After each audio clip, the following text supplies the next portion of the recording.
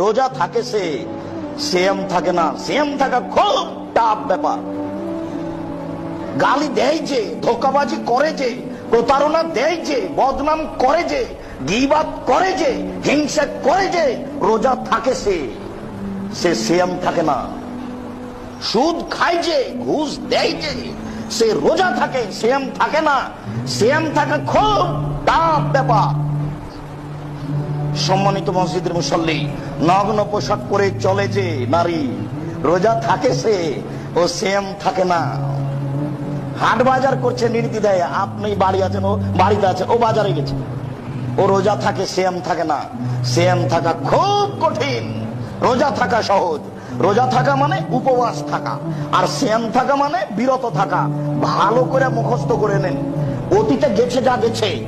সিয়াম শব্দের আবিধানিক অর্থ হলো বিরত থাকা, আর শরীয়তের পরিভাষায় খাওয়া পান করা যাবতীয় অপছন্দ কথা কর্ম ও স্ত্রী মিলন থেকে বিরত থাকার নাম সিয়াম।